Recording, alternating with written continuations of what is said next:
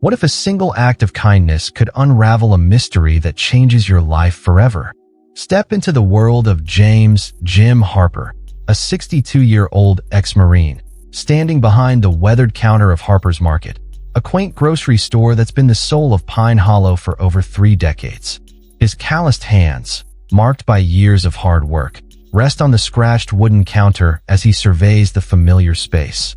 6 narrow aisles, a modest vegetable stand with the earthy scent of potatoes lingering in the air, and a butcher's block where the steady chop of his cleaver echoes like a heartbeat. To the townsfolk, this isn't just a store. It's a sanctuary where stories are shared, notices for lost pets are pinned to a corkboard, and Jim has watched children grow into parents. Hidden in his office is a dusty photo of his time in the 1st Marine Division, a past he rarely speaks of, its memories locked in a box of medals gathering dust on a shelf. But the winds of change have blown cold. 9 months ago, a sprawling super save opened on the outskirts, its bright lights and low prices siphoning Jim's customers. For the first time in 34 years, he's late on his mortgage, the shame of it a heavy stone in his gut, pressing against his chest with every breath.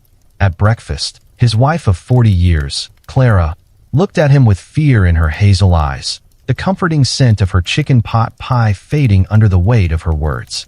"The electric bill's overdue, Jim, and the bank's calling again," she whispered, her voice trembling like a leaf in a storm.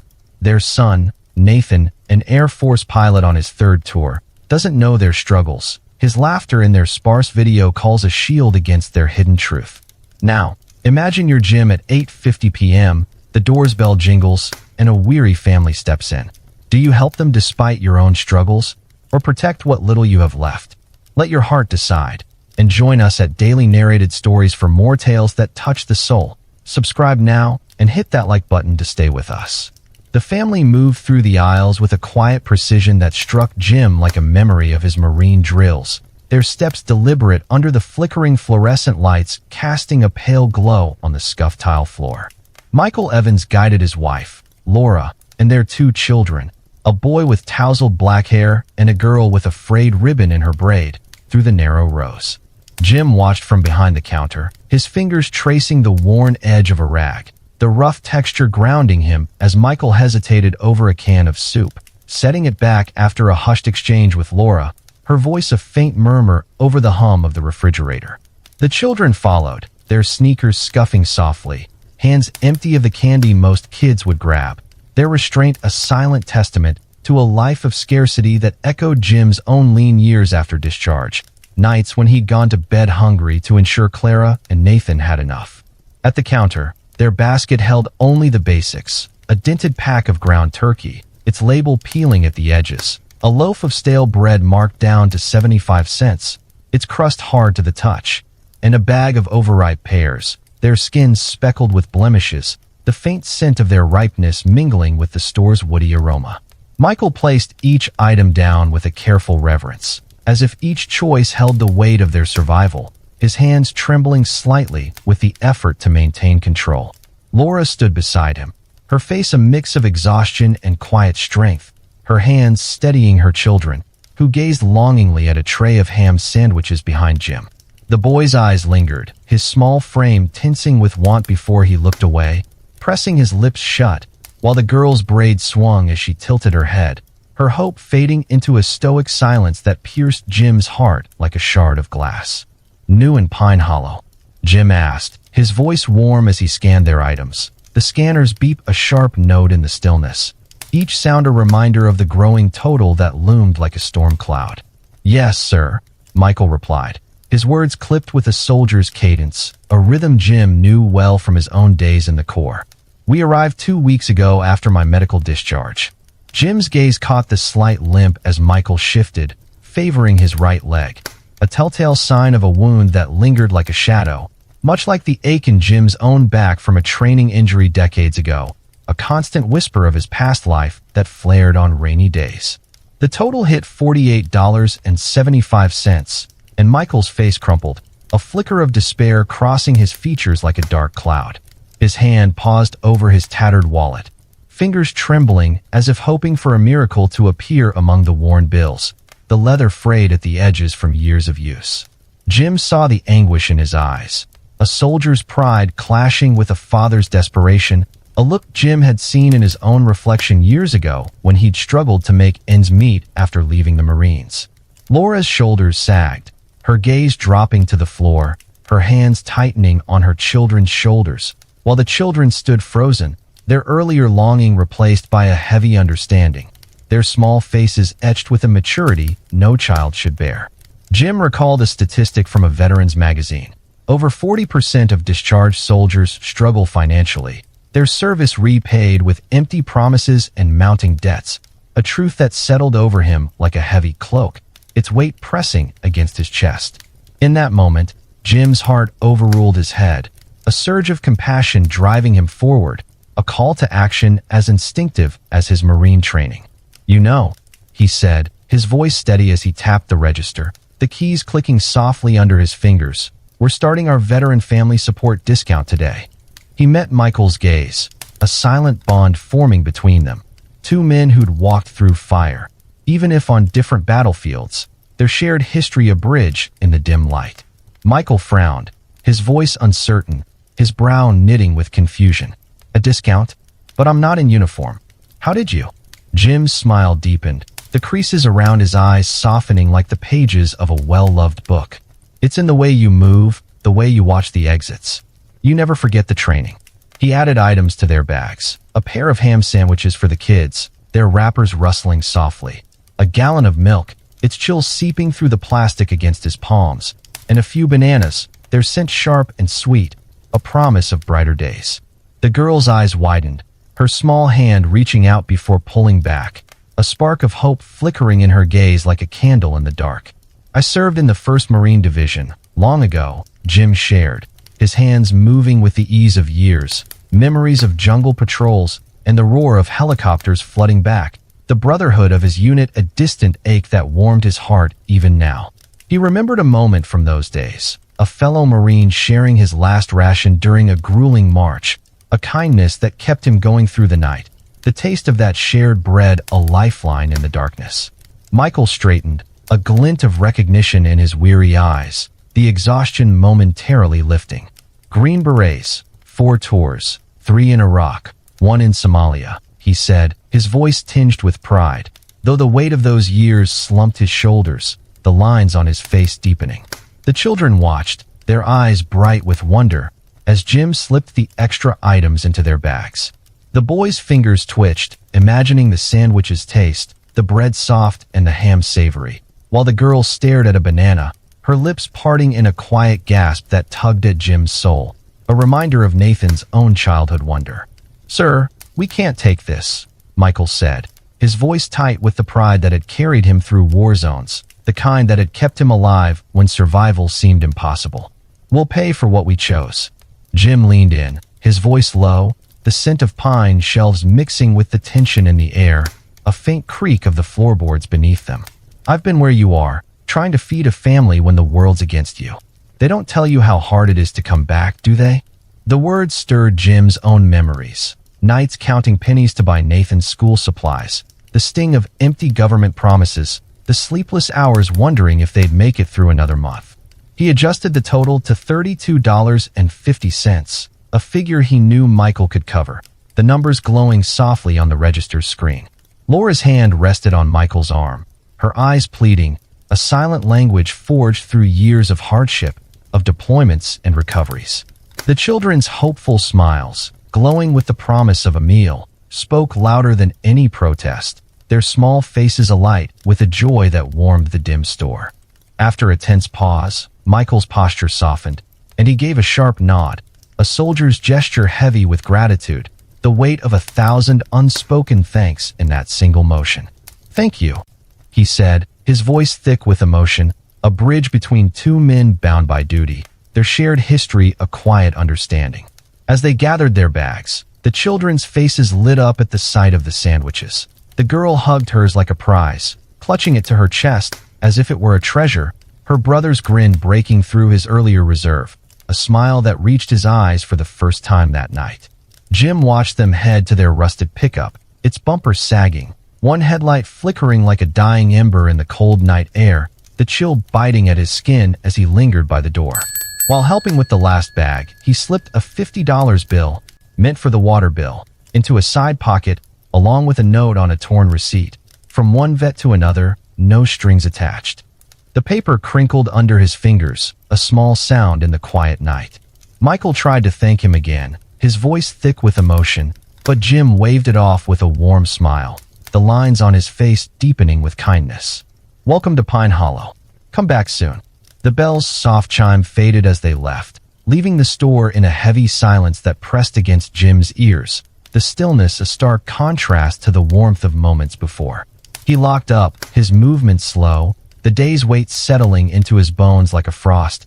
Each step on the creaky stairs to the apartment he and Clara had shared for 29 years a reminder of their shared struggles. The scent of her pot pie lingered, but it couldn't warm the chill in his chest, a cold knot of worry that tightened with every breath. Clara sat at their scratched dining table, her ledger open, her glasses reflecting the dim light, the scratch of her pen a quiet rhythm in the small room.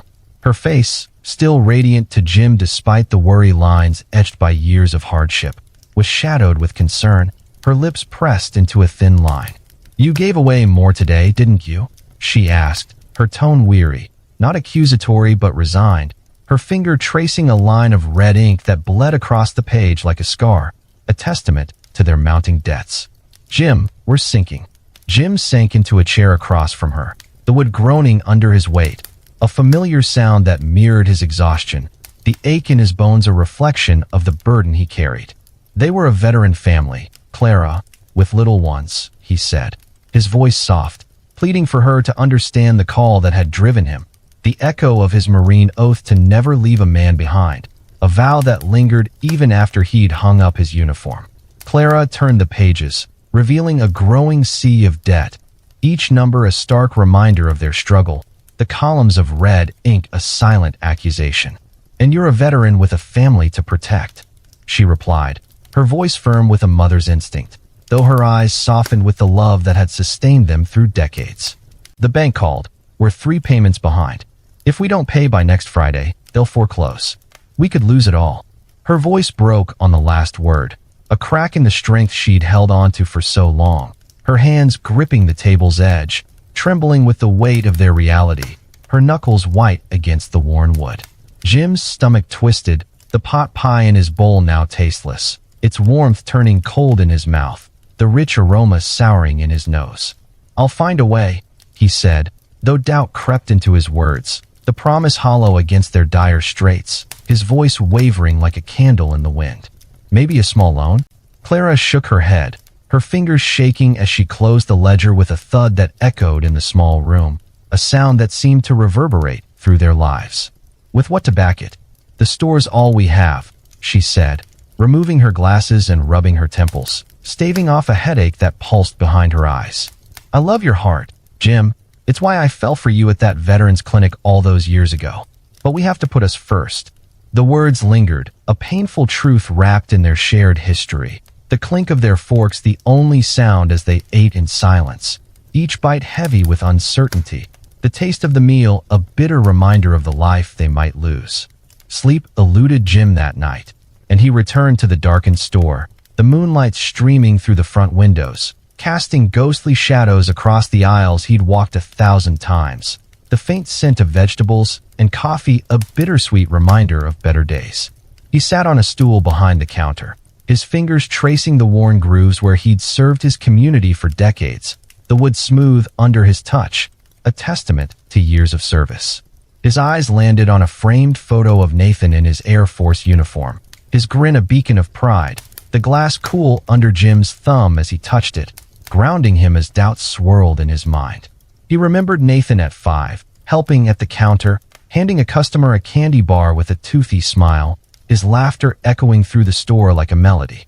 "What would you do, son?" he whispered to the empty store, his voice a fragile thread in the stillness, the words hanging heavy in the air. "If your family needed help, would someone step up?" The question lingered, a haunting echo, as Jim grappled with whether his kindness was noble or a reckless risk that might cost them everything. Upstairs, Clara sat alone at the table, the ledger open but untouched for hours, the pot pie cold, It sent a faint memory in the chilly room, the air heavy with the weight of their struggles.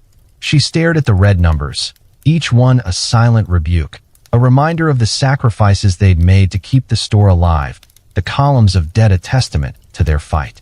Her mind drifted to their early days, taking over Harper's Market from Jim's uncle, the joy of their first profit, Nathan's laughter as he played in the aisles, his small hands reaching for apples on the lower shelves. Those memories felt like a distant dream now, overshadowed by Super Safe's shadow, the looming mortgage, the constant fear of losing everything they'd built. Tears welled in her eyes, but she blinked them back, her hands clenching into fists on the table, her nails digging into her palms as she fought to hold herself together.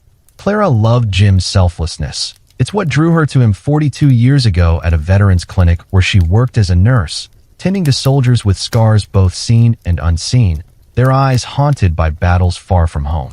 Jim, fresh from the Marines, had brought her a cup of tea during a late shift, his shy smile breaking through her exhaustion, and she knew he'd give his last dime to anyone in need. She recalled a winter when they donated their Christmas savings to a struggling vet, Jim's eyes alight with purpose as they handed over the money, the warmth of his hand and hers a promise of better days. But now, that generosity felt like a burden, a double-edged sword that cut deep. She understood why he helped the Evans family. She'd seen that same desperation in countless soldiers over the years, the hollow look of those who'd given everything and received little in return, but their own survival hung in the balance. What if they lost the store? What if they lost their home? What if Nathan came home to nothing but memories? "Please, let this be okay," she whispered, her breath fogging the window, a prayer to a world that often turned a blind eye, her voice a fragile plea in the night. The next morning, Jim opened Harper's Market as the sun peeked over the horizon, its golden light filtering through the windows, casting a warm glow over the aisles. He moved through his routine with robotic precision, stacking pears in neat rows, their waxy skins cool under his fingers, the faint scent of their ripeness a small comfort. Brewing the free coffee that filled the air with a rich, comforting aroma, the steam rising like a promise of normalcy.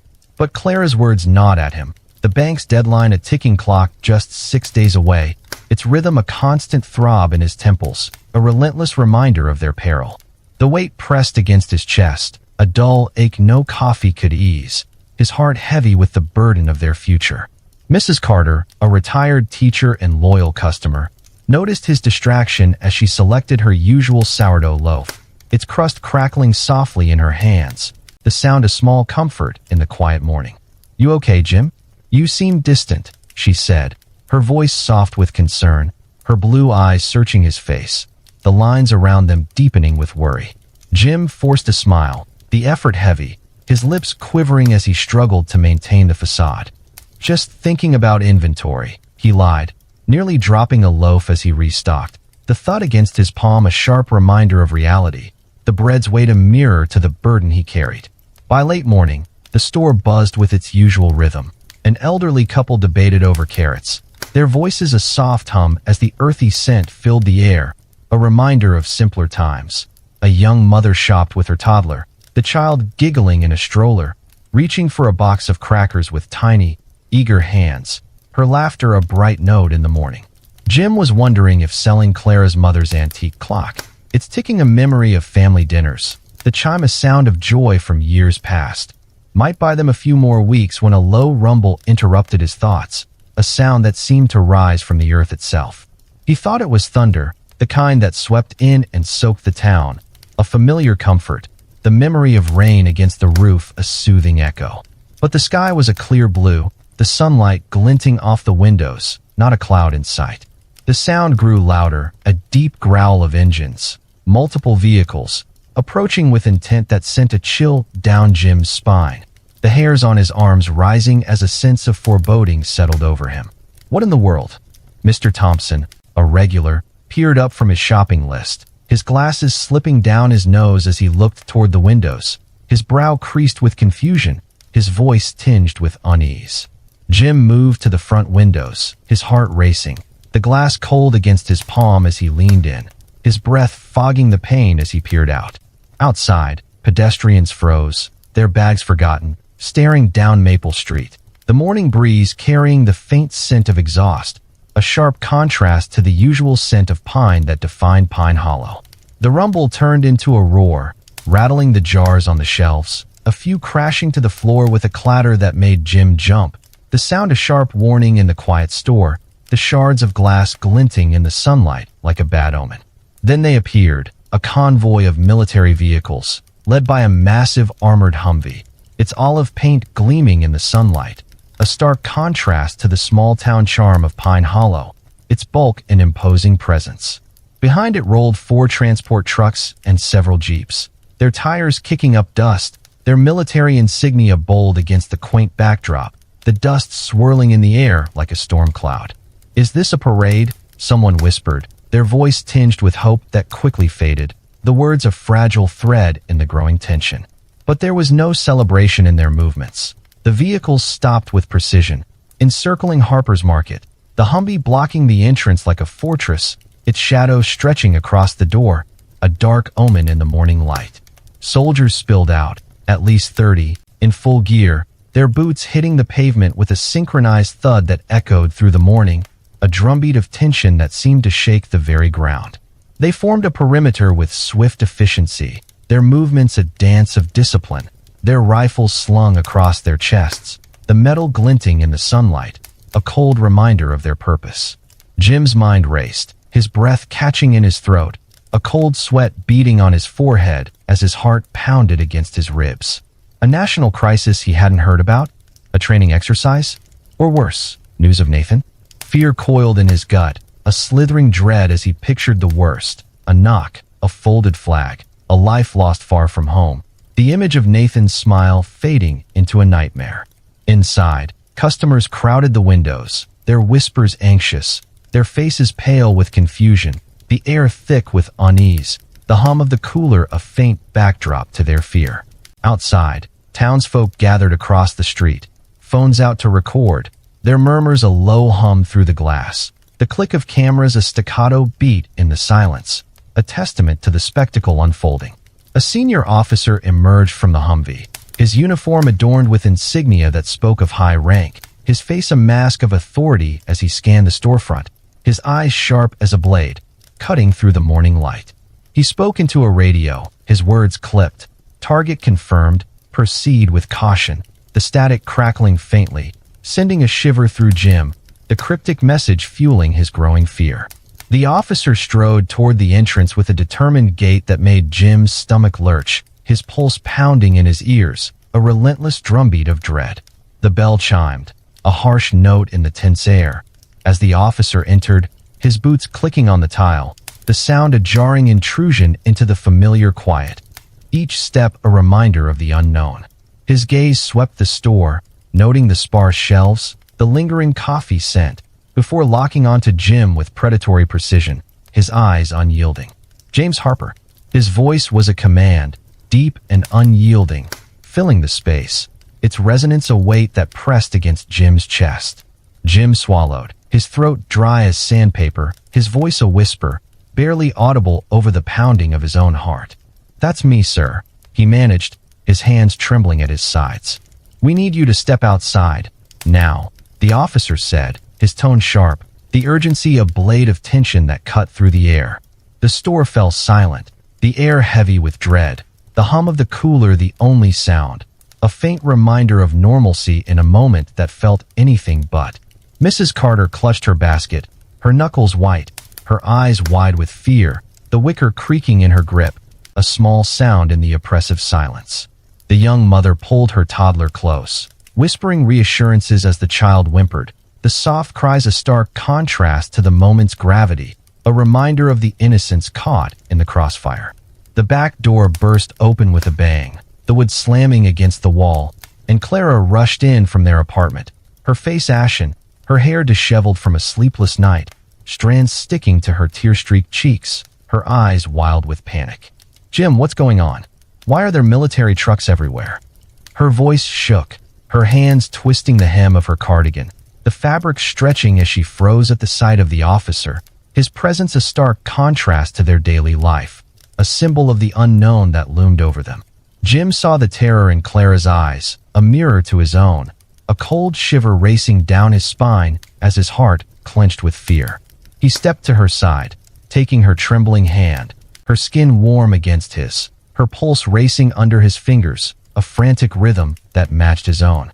"It's all right," he whispered, though the lie tasted bitter, a desperate shield against the unknown, his voice a fragile thread of comfort in the storm. They followed the officer outside, the morning air biting at their faces, the scent of dew and exhaust mixing as they stepped into the surreal scene. Soldiers at attention, their uniforms crisp in the dawn light, vehicles lining the street, a growing crowd of neighbors watching in awe, their breaths visible in the chill, a collective gasp hanging in the air. Mrs. Ellis from the bakery stood with her arms crossed, the scent of yeast clinging to her apron.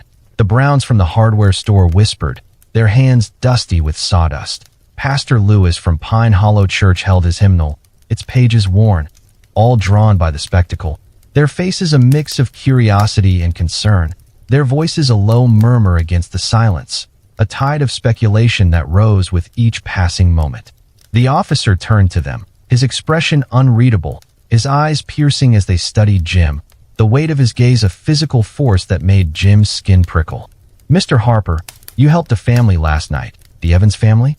Clara's grip tightened, her nails digging into Jim's palm, a silent plea for answers, her breath hitching with every moment of uncertainty, her heart pounding against his arm. So this was about his kindness. But why the military? Why the convoy? Why the armed soldiers surrounding their store like a battlefield, their presence a shadow over the life he'd built? "Yes, sir," Jim said, his voice steadier than he felt, though his heart pounded like a drum, each beat a question he couldn't answer, a rhythm of fear and confusion. "They came in, I helped them. They're new here." The officer's gaze bore into him, searching for something Jim couldn't name, the intensity making his skin crawl, a sense of being weighed and measured. "Tell me exactly what happened between you and Colonel Michael Evans," he said, his voice low, the word colonel hanging in the air like a riddle, a puzzle piece waiting to fit into the chaos. Jim's confusion must have shown, his brow furrowing as he replayed the night, Michael's weary eyes and quiet strength a blur against the officer's words, the memory a jumbled tapestry he couldn't unravel. Could this be about Nathan? Or some kind of scam? Jim whispered to Clara, her eyes wide with the same questions, her breath hitching as she clung to his arm. The officer tilted his head, a flicker of amusement crossing his stern face, the corner of his mouth twitching, a small crack in his authoritative facade. "You didn't know who he was, did you?" he asked, his tone softer but still edged with curiosity, his eyes narrowing as if testing Jim's response, searching for a deeper truth. "He was a vet who needed help," Jim replied, his voice firm despite the uncertainty in his gut, the truth of his intent a shield against the unknown, a steadfast anchor in the storm. "That's all I knew." The officer nodded, the tension easing slightly, a subtle shift in the air. "Did he say anything unusual during your talk?" He pressed, each word a step closer to a truth Jim couldn't grasp, a deliberate probe that heightened the suspense. Jim shook his head, his mind racing back to Michael's limp, his soldier's posture, the way he'd hesitated before accepting help, the faint shake in his hands as he counted his money, the coins clinking softly in the quiet store. "No, sir," he said, his voice faltering, the memory a tangled web he couldn't untangle, a puzzle that refused to come together. He just seemed like a man trying to care for his family. The officer's gaze held his for a long moment, the silence stretching tight as a wire, the crowd beyond the perimeter holding its breath, the click of a camera shutter breaking the stillness, a sharp reminder of the world watching. "And the note you left, the $50, the officer continued, his voice measured, each word a careful probe, a step closer to the revelation Jim could feel looming. "Why did you do that?" Jim swallowed, his throat tight, the memory of his own struggles a raw wound reopened, the sting of those lean years as fresh as ever. "Because I've been where he is," he said simply, the words heavy with his own battles, the nights he'd skipped meals to feed Nathan, the quiet sacrifices that had defined his life. "I wanted to help." The officer's stern face softened into a smile, a sudden shift that sent a ripple of confusion through Jim, The warmth in the officer's eyes a stark contrast to his uniform's cold steel, a jarring change that left Jim reeling. "Sir, the man you helped was Colonel Michael Evans, one of the most decorated officers in his unit," he said, his voice carrying across the quiet street. The words a thunderclap in the stillness, a revelation that echoed through the crowd. But he'd never tell you that himself. Jim's pulse quickened, his breath catching in his chest, a cold sweat breaking out on his brow as the ground seemed to tilt beneath him. "I don't understand," he said, his voice barely audible over the crowd's murmur, the world spinning around him. "Why send a convoy over some groceries and $50? The officer's gaze held his, steady and unwavering, a lifeline in the storm, the intensity of it a promise of answers. "Colonel Evans leads Alpha Squadron, 5th Wing, Air Force, your son's unit, Mr. Harper." The world spun, the revelation a physical blow that left Jim reeling, his knees weakening as the words sank in, a tidal wave of emotion crashing over him. "Nathan? This is about Nathan." His voice broke, the calm he'd clung to shattering, fear surging to the surface, a raw, primal terror that clawed at his heart. Clara's nails dug deeper into his arm, her breath hitching as she whispered, "Is he okay? Has something happened?" Her voice a fragile thread of hope, her eyes pleading for reassurance, the fear in them a mirror to Jim's own. The officer's voice remained calm, professional, but a warmth now softened it, a humanity that eased their fear, a steady presence in the chaos. 6 days ago, during a classified operation, their unit was attacked, he said, his words measured, each one a blow to Jim's fragile composure. The memory of Nathan's last call flashing through his mind, his son's laughter a distant echo. An airstrike hit their base. Your son, Captain Harper, was trapped in the wreckage. Jim's knees buckled, his vision blurring as the words struck him, the air rushing from his lungs in a gasp, the world narrowing to a single, devastating point. Clara clung to him, her hand flying to her mouth, a sob escaping as she buried her face in his shoulder, her tears soaking his shirt, her body trembling with the force of her fear. Colonel Evans went back into that burning wreckage, against orders, to pull him out. The officer continued, his voice steady but laced with respect, the heroism heavy in the air, a testament to the man Jim had helped. Nathan had told Evans about the store during the chaos, his voice steady despite the flames. "It's my anchor, sir." A confession that had driven Evans to act, a connection that had saved a life. He sustained critical injuries and was airlifted here for recovery. Jim's mind reeled, the pieces falling into place. Michael's limp, his tired eyes, the quiet strength. A puzzle now clear with devastating clarity, a truth that hit like a physical blow. "You're saying the man I helped saved Nathan's life?" Jim asked, his voice trembling, gratitude and disbelief crashing over him like a wave, his heart pounding with a mix of relief and awe. "Yes, sir," the officer said, a genuine respect in his eyes that made Jim's throat tighten, the sincerity a lifeline in the chaos, a beacon of hope in the storm. From behind him, Michael Evans stepped forward, now in dress uniform, his medals gleaming despite the limp that marked each step, the crisp lines of his attire a stark contrast to the weary man of the night before, his presence a testament to his courage. "I didn't want to take your help, Mr. Harper," Michael said, his voice carrying over the silent crowd, each word a testament to the pride that had carried him through his career, the weight of it etched into his features, the lines on his face a map of his sacrifices. "Pride, I suppose. But when I found your note and the $50, I reported it to my commander. An extraordinary act of kindness from a fellow vet. I had no idea you were Nathan's father." Clara sobbed openly now, her hand pressed over her mouth, tears streaming down her cheeks as she listened, her body trembling with the force of her relief, the fear that had gripped her giving way to a flood of gratitude. "Is Nathan okay?" she managed, her voice choked with emotion, her eyes pleading for reassurance, the hope in them a fragile flame that flickered in the morning light. "Yes, ma'am," Michael replied, his tone softening as he met her gaze, the warmth in his eyes a mirror to her own, a shared understanding of the stakes they'd faced. "Thanks to me, he has minor injuries and is back with his unit. I needed surgery, so I was sent home to recover." The crowd, silent until now, erupted into applause, the sound swelling like a wave, a collective release of tension, the clapping a rhythm of celebration and awe, a testament to the story unfolding before them. Michael stepped forward, offering his hand to Jim, his eyes steady despite the emotion within them, the calluses on his palm a testament to his service, a physical reminder of the battles he'd fought. "Your son is an incredible pilot, sir. He speaks of this store with such pride. It's his anchor." Jim shook his hand, emotions choking his words, gratitude and awe rendering him speechless, his throat tight with unshed tears, the weight of the moment a heavy, beautiful burden. But the story didn't end there.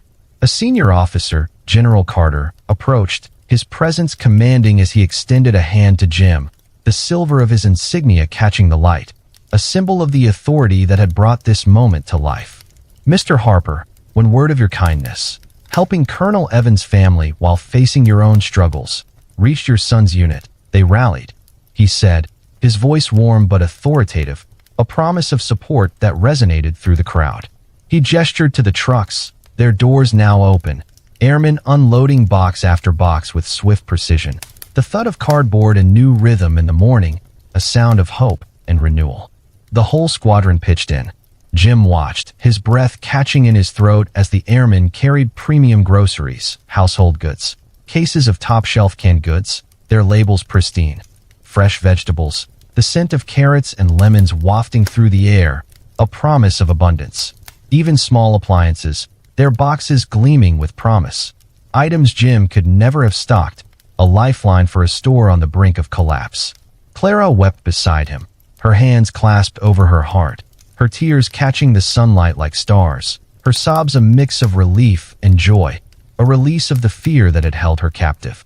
Another officer, a young woman in uniform, approached, her face solemn as she handed Jim a thick envelope, the paper crinkling under his trembling fingers, the sound a small note in the morning symphony. "Sir, the Air Force Relief Fund learned of your situation," she said, her voice steady, a quiet strength in her words, a reflection of the support that had come to their aid. "This is for you." Jim opened it, the flap catching on his thumb, revealing a check large enough to clear their mortgage, the numbers a blur through his tears, with a note. "To one of our own families." The weight of the gesture hit him like a tidal wave, his eyes blurring as he looked at Clara, her face a mirror of his own disbelief and gratitude, her hand reaching for his as they stood together in the miracle unfolding before them, their fingers intertwining in a silent promise of unity. The crowd parted, gasps rippling through the townsfolk as a familiar figure stepped forward, a young man in uniform, his left arm in a sling, but his smile unmistakable, a beacon of light in the morning's chaos, the sunlight glinting off his wings, a symbol of his courage. "Nathan," Clara cried, her voice breaking as she ran to him, her feet pounding the pavement, the sound a heartbeat of hope that echoed through the street. "Hey, Mom," Nathan Harper said, wrapping his good arm around her as Clara crashed into him, sobs shaking her frame. The warmth of their embrace a stark contrast to the fear of moments before, a moment of pure, unfiltered joy. "They gave me emergency leave when they heard what happened," Nathan explained, his voice soft but steady, his eyes shining with emotion as he looked at his father, the love in them a balm to Jim's soul, a reminder of the bond that had sustained them through the years. Jim approached, tears streaming down his face, the salt stinging his skin, and embraced his son, the warmth of his presence a balm to the fear that had gripped him, the fabric of his uniform rough against his cheek, a tangible reminder of Nathan's survival. "You didn't tell us you were hurt," he said, his voice thick with emotion as he touched Nathan's sling, the bandage a stark reminder of his bravery, a symbol of the sacrifice that had brought him home. "It's just a dislocated shoulder, Dad. Thanks to Colonel Evans," Nathan said, his voice breaking slightly, the gratitude in his eyes a mirror to his father's, the memory of that moment a shadow they'd carry together, a testament to the courage that had saved him. If he hadn't gone back, his voice trailed off, the unspoken outcome a chilling what if that lingered like a ghost, a reminder of how close they'd come to loss.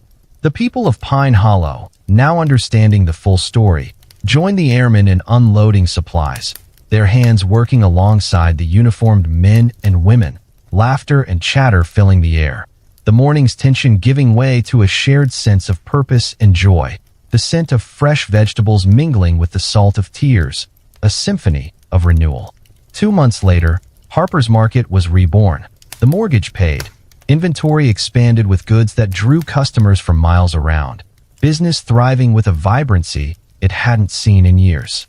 Jim created an Airman's Corner. In the store, a cozy nook with a coffee pot steaming with warmth, resources for veterans on a wooden table, and a bulletin board for military families to connect, a testament to the ripple effect of his kindness. The soft hum of conversation, a new heartbeat in the space, a legacy of compassion. Michael Evans, now a regular at the store, sat with Jim in the Airman's Corner, the aroma of fresh coffee blending with the quiet exchange of stories, tales of their service, the sand of distant deserts, the roar of jets overhead, and Nathan's latest missions, his voice a distant echo in their words, a reminder of the lives they'd touched. "He gets his heart from you," Michael said, watching Jim hand out coffee to a young veteran couple, their faces tired but hopeful, the steam rising like a promise of better days. Jim shook his head, his humility a reflection of his soul, the lines on his face a map of his journey. "I did what anyone would," he murmured, the words soft but firm, a testament to his belief in the goodness of others. Michael smiled, the warmth in his eyes a mirror to the bond they'd forged, a connection born of kindness and courage. "That's where you're wrong. Most wouldn't. That's what makes it extraordinary," he replied, the truth settling over them like a gentle breeze, a quiet affirmation of the impact they'd had. When has a small act of kindness in your life led to an unexpected connection? Share your story in the comments or tag a friend who inspires you. We're building a community of compassion at Daily Narrated Stories, and your voice matters. The bell above the door chimed with a frequency it hadn't known before, customers streaming in, drawn by the story that had spread beyond Pine Hollow. The tale of the event, a beacon for visitors from neighboring towns, their footsteps a testament to the power of kindness, a ripple that had grown into a wave. A year later, during what the town now called the Harper Initiative, Jim stood outside his revitalized store, the paint fresh and the windows sparkling, alongside Michael, Nathan, home on leave, his sling gone, his stance proud, and Clara, her smile radiant with relief, the lines on her face softened by joy. The base commander awarded Jim the Civilian Valor Medal, the medal cool against his palm, a symbol of the impact he'd made, for founding Operation Harper, a program supporting military families in transition, its roots deep in the community's heart, a legacy that would endure. A reporter approached, her microphone gleaming in the sunlight, and asked how he felt. Jim paused, the moment's weight settling into his bones, a reflective moment that held the crowd in silence, then said, "In life, what you give comes back in ways you can't imagine. A few free groceries can change someone's world, and yours." His voice carried the wisdom of a man who'd seen both struggle and redemption, the words a bridge to every listener, a universal truth that resonated deep within. Reflect on this. What small act of kindness has woven a thread of hope into your life? At Daily Narrated Stories, we share tales like these, stories of courage, resilience, and the human spirit that remind us what truly matters, inspiring us to find the light in the darkest moments. Don't miss out on the next inspiring journey. Next week, a baker's generosity transforms a village. Subscribe now, hit that notification bell, and join our family of storytellers. Time is fleeting, and this chance to connect won't last forever. Be part of our community today, because your story could be the spark that lights up someone's world.